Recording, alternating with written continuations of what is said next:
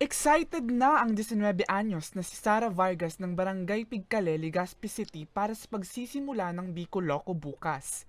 Handa na rin daw ang kanyang pangmalakasang outfit, wag lang daw sanang umulan para mas ma-enjoy nila ang aktibidad.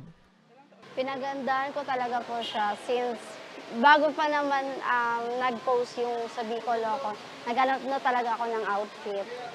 Ayon sa Pag-asa, magiging partly cloudy to cloudy o bahagyang maulap hanggang sa maulap ang kalangitan sa halos buong Kabikulan sa darating na weekends. Humina rin ang southwest monsoon o hanging habagat kaya asahan na magiging paborable ang lagay ng panahon bukas at sa linggo. Naglalaro din sa 26 degrees Celsius hanggang 32 degrees Celsius ang temperatura ngayong araw sa rehiyon pero posible itong tumaas ng 2 degrees Celsius sa weekends.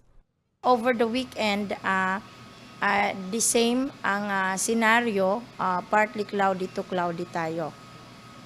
Ang temperatura natin, asahan natin na maglalaro sa 26 hanggang 32 degrees Celsius.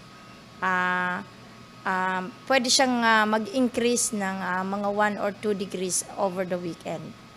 Posibleng ulanin naman ang Kabikulan sa Lunes o Martes dahil sa inaasahang paglapit ng ITCZ o Intertropical Convergence Zone.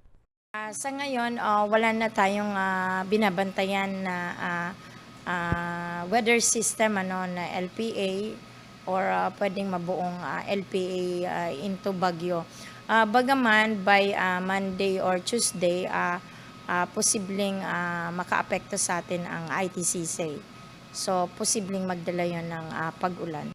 Sa ngayon, wala naman na binabantayang weather system o LPA ang Pag-asa na maaring maging bagyo. Para sa mga balitang Tatak Bicol, Mel Moral.